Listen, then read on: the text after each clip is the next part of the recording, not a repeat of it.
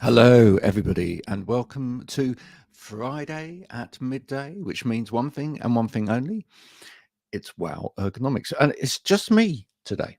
Uh, the backer crew have had a break today because they're busy doing lots of other things. So I thought I'd just come on and speak to you in person and talk about your week, and that's what I want to do.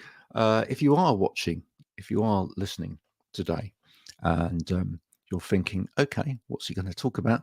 I'm going to talk about you and whatever you want to talk about. If you've got questions today, or if you want to even come on and talk about your issues that you're having in your office at the moment, I'd love you to join me. And that's what we're going to do. So, what kind of week have you had?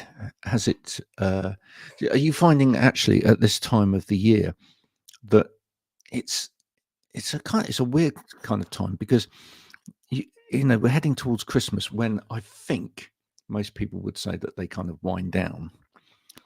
But as we head towards Christmas, actually, we seem to get busier and busier, and every year we seem to do the same thing. And this time of year, I've spoken to a lot of people over the last few weeks that said, I've just not got the bandwidth. That's a really interesting term as well, isn't it? Bandwidth uh, for for doing anything at the moment because I'm busy rushing around doing this and that. And I do wonder how much that kind of impacts both in terms of our overall productivity, but also our well-being. So, what do you think? Are you running around like a headless chicken at the moment? Maybe it's organised headless chickenness. Maybe you're finding that you are incredibly busy at the moment. And why do we have that? Why do we have kind of like seasonal busier times and then quieter times, etc.? Why haven't we learnt to evolve as a race to actually spread out the busyness, as it were? Because that would be good for us as well. Now, I want to tell you a little bit about the fact that I've been to the care show at the NEC this week. I went for a day. I went with the Care Connector Network, and I was exhibiting with them there, and that was really, really interesting to see sort of gamut of uh, things that were on offer within the care sector. An awful lot of tech, which again throws up its own kind of interesting issues as well, which are, if you're getting a lot of different people to use tech, are we making sure that that tech is actually getting implemented at ground level? And actually, is the training there provided to make sure that people are actually understanding that tech? Also, a lot of different machinery, which is quite useful for helping people in, out of bed, helping them move around, etc. All of those things are great, and really fit into the world of ergonomics because it's all about helping someone within their environment, and that's what it's all there for. A lot of people assume, of course, that quite wrongly, but it's because that's where they see the label attached, that ergonomics is all to do with uh, mice and keyboards and things like that in the office environment, or it's an ergonomic chair. Um, but it's not. It can really prevail across every single industry that's out there. Everything that you do, whether it's landscape gardening or nursing or working in an office, working in a warehouse. Ergonomics has a place in every single one of those areas. Thank you to the people that are watching at the moment. I can see the numbers going up. If you're wondering, I did say at the beginning, but if you've just joined us and you're wondering where Stephen or Twyla are today, as I say, they're busy doing the things that they need to do most, which is go out and see people like you. Let's talk about events a little bit more. How do you find events? I'm about to host an event on the 24th, or co-host, I've got to get that right, an event on the 24th of October in Oxford. And anybody that follows me on LinkedIn, you can find out a little bit more about that event. What's really interesting about that event is it is being organised by someone with ADHD, and they are organising it in such a way that it is ADHD friendly, or it's neurodiverse friendly. And it's interesting because I wonder whether a lot of events really are. And I'd love anyone that wants to comment on that. Please do put a comment in the chat on whatever platform that you're on. Because even myself, I find some of these events incredibly noisy.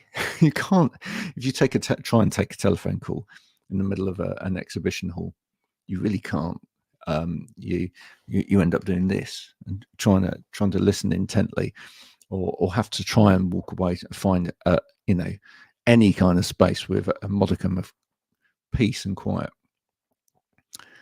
I think for anybody that has like sensory overload, those events must be really quite challenging. I also wonder just how well they work for anybody with visual impairment or hearing impairment. Whether there's the right level of accessibility and the right signposting within those events to find the places that you need to speak to. And it's not just a case of whether you can navigate around the stalls at an event. It's when you need something because something's gone wrong. Do you know then where to go to get first aid? Do you know where to go if you want a quiet room? Are all of those things really easily accessible? It's interesting. Even actually getting to that event the other day was it was at the NEC, and even that was quite challenging because you had to I went by car, and by the time I got to the end of the M42, it was absolute standstill trying to get into the last bit. And probably the last bit off the motorway took about half an hour. And then by the time when you've parked, there was no one really showing you where you headed to. And then you get on the bus, and then you have to make sure you get off the bus at the right stop. To be fair, the bus drivers were really good. I thought the overall signage wasn't too bad at all, but I have my sight. I can hear. Um, I don't know whether I've got any kind of neurodiverse nature to me or not, or condition, but if I have or haven't, it doesn't really matter. But um, I could see that it could be quite overwhelming for somebody. I'd love to again know your views on that. What do you think are the most important issues that are being discussed in the world of well-being at the moment? That's something that I just wanted to talk about briefly on today's show as well, because one of the things that I am seeing as I, in my work, look across all of the different sectors, because my work allows me to do that. A lot of my work is around the area of social media, so I interact with a lot of stakeholders across lots of different sectors. And one of the things I see is that there's a disconnect between some brilliant work that's going on in terms of well-being across different strategies and across different stakeholders. And that makes me, in fact, I even had a conversation about that yesterday with someone in the industry. That makes me wonder whether the biggest problem of all is that actually there's a disconnect inside businesses.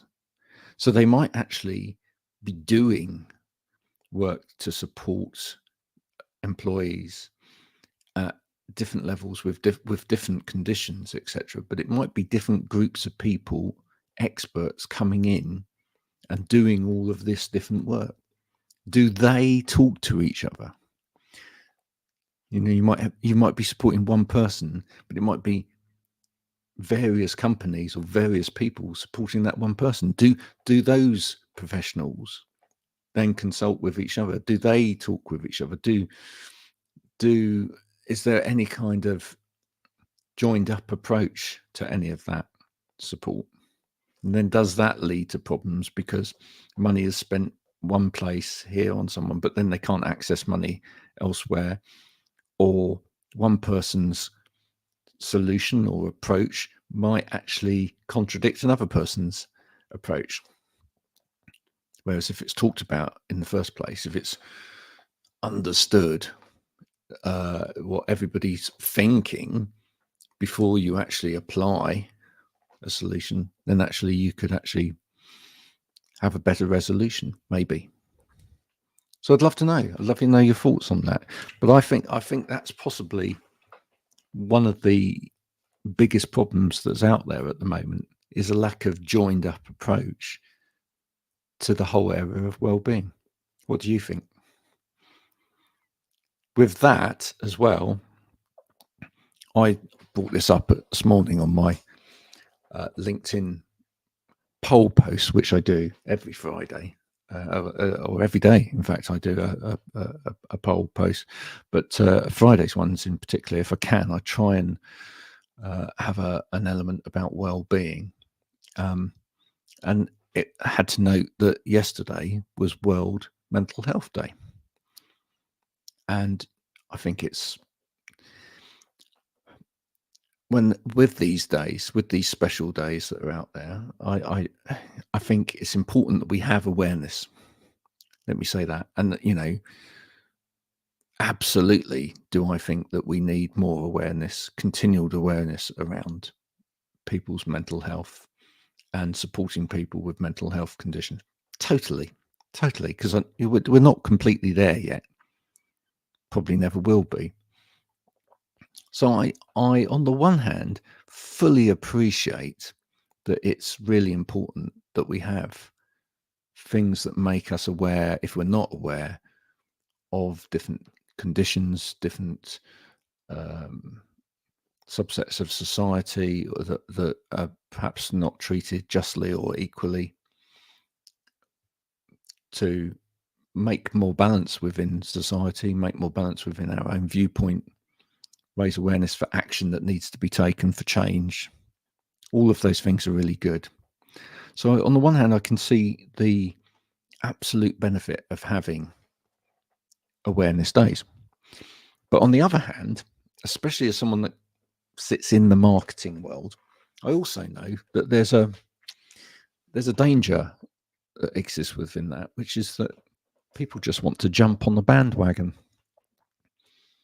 And that's what I was asking this morning, really. What are people's opinions on that? Because I think it's I think we shouldn't just carry on doing these things without evaluation, without having dialogue about them. And I think it was really interesting to see all of the comments coming back, because people clearly had a similar kind of a lot of people had a similar thought process to me, which is, yes, on the one hand, it's a really good thing that we raise this awareness and we have these opportunities to educate in some ways people as to the facts and the figures as to what's going on, so people know how many people are affected by certain things, and what people can do to support. But on the other hand, the danger is that companies or individuals jump on and give lip service to something which they're then not going to support for the rest of the year. They're actually not going to do anything about it. They're not going to make a change in any of those areas. They're not actually, that's not in their ethos. It's not in their narrative. It's not in their language. It's not something that they're actually going to do. And why that can be dangerous is because actually, if we're not looking carefully, we might buy in. We might buy into a company because they have said something which is right at the right time.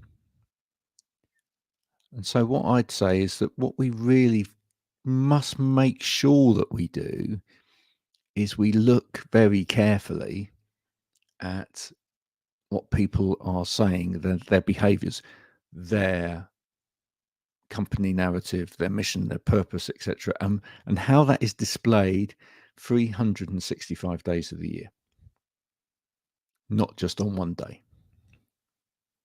So yeah, I think it's good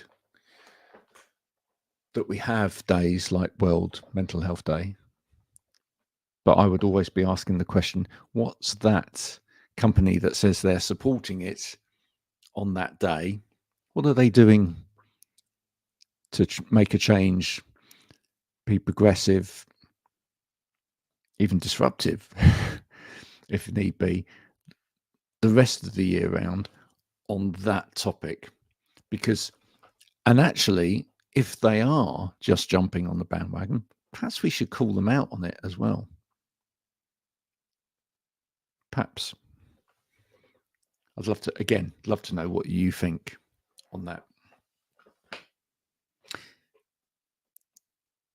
Right at the start of this, I said we're busy, aren't we? I mean, it's a busy time of year. I said a lot of people say that they haven't got bandwidth at the moment, which means people are maybe hunkering down and doing more work than ever before.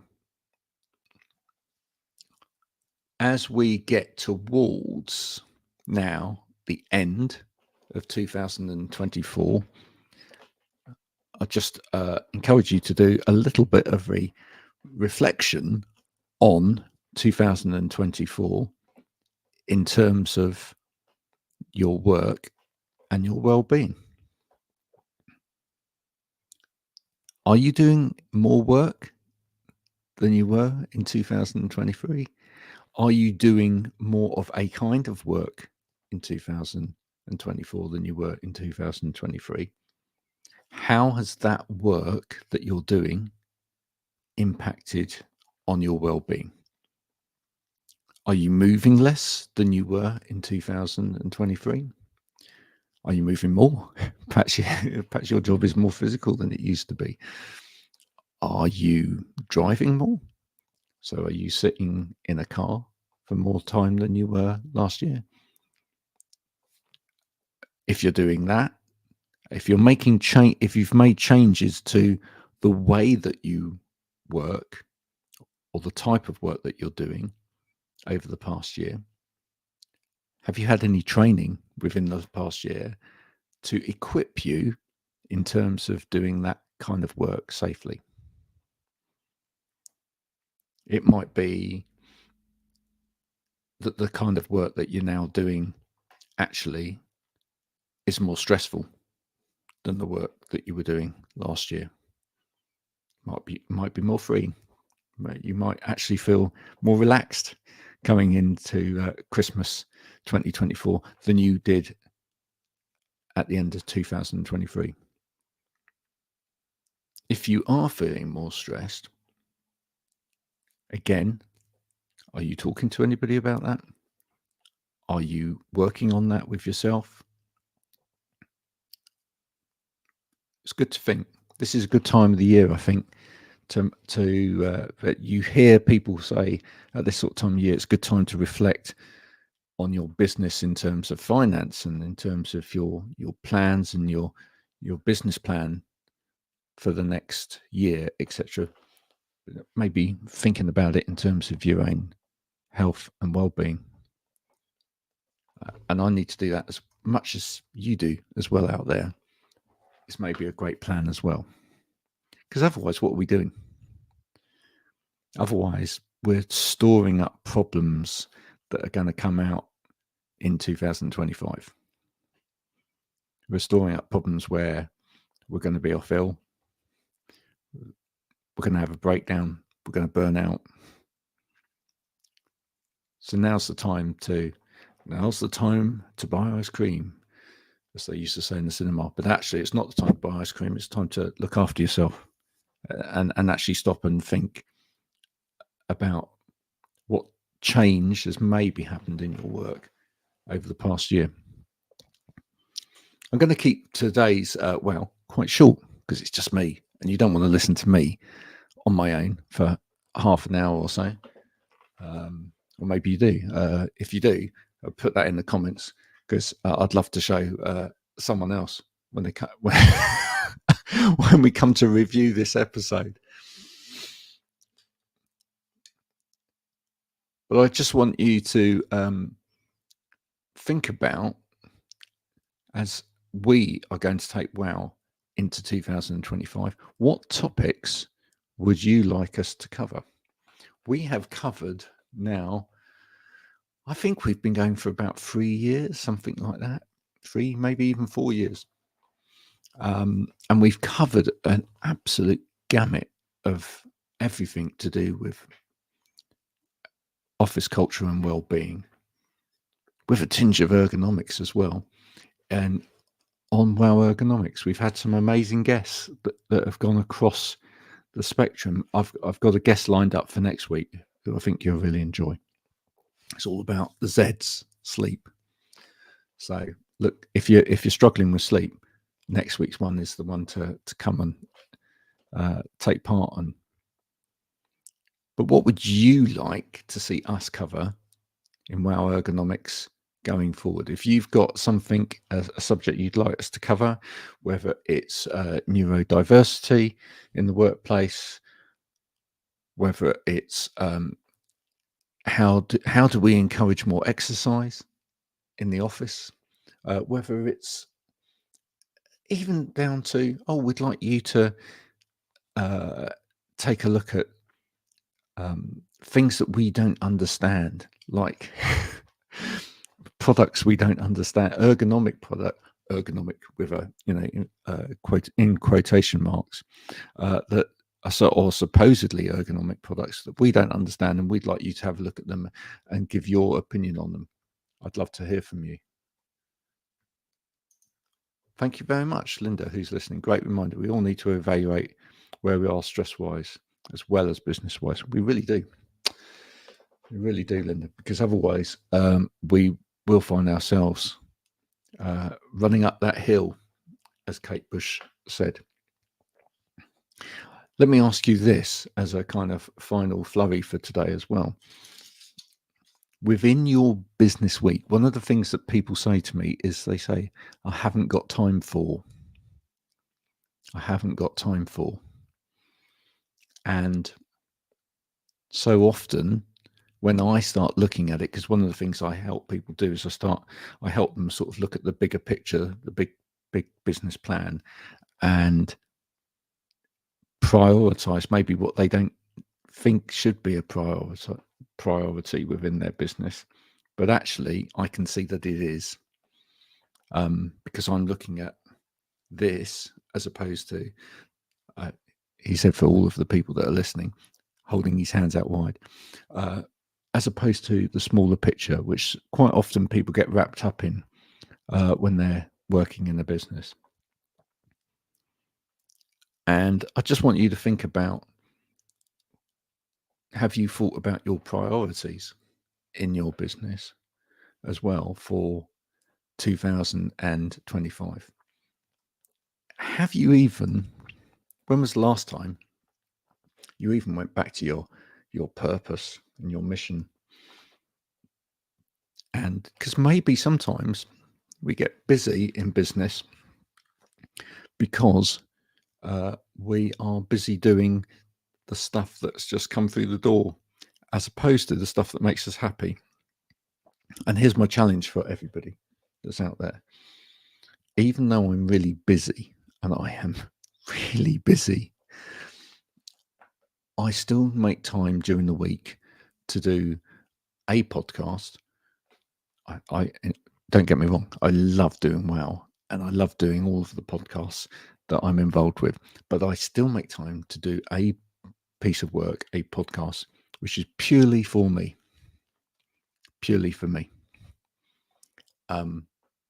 Does it have any kind of immediate financial benefit? No. Does it bring me work? Yes, in the long run it does, because people see me doing something that I love, and they see the passion in that, and they also see how that can work effectively, and it starts a conversation. So I just want to ask you, however busy you are you leaving time to do something you love in your working week? Because you need to. Even if you're working for a company and there's, strong objectives that you need to meet and KPIs that you need to meet and all of these different things, have you thought about saying to your boss, etc., I would really love to do this, right? Find a way of being creative with it and make it fit into your business plan. Sometimes your bosses will really want to hear that, because it can open doors that aren't there and aren't being opened at the moment. I think too often people think too laterally about markets. They don't look and see whether there's anything off at a different plane that can be followed. So that's another one to consider as we head towards the end of my Wow Ergonomics on my own today. This will be so much better next week because the team from Backer will be back. I think it will be Stephen joining me again next week. And as I say, we've got a special guest coming on next week as well, who will be talking to us about sleep. How do we improve our sleeping habits? What is it that keeps you getting up in the middle of the night? Are you drinking too late in the evening? So that's getting you up. Are you worried about stuff? So that's getting you up. What is it that we can do? Well, you think about it when you're a child, if your parents did that for you, they took you for a winding down routine in the evening. Do we have winding down routines that actually make us sleepy, or do we hype ourselves up before bedtime? Now, do we watch the wrong things on telly? Do we spend the last half an hour before we fall asleep going through our emails from the day, then suddenly thinking about, I've got this project to do that. Oh, my word. Interesting stuff. We'll cover all of that and more on next week's Wow Ergonomics. Thank you so much for the people, to you, the audience, who have joined me for this pretty much half an hour of me talking to you today. I hope you found some benefit in the middle of all of this. We would love you to get more involved with Wow. If you've got something to say, if you've got a conversation to come and talk to us about, please do come and do it. Just drop us a DM on whichever platform you've seen this. Get in touch and say, I'd love to come on Wow as a guest. I'd love to talk to you about what it is that I do and how that maybe fits into the world of well-being. If you want to catch up on previous episodes of Wow, you can do at wowergonomics.com. It's all there for you to catch up on. Thank you so much for your support. Thank you for listening today, and I'll be back next week. Until then, have a great week. Bye for now.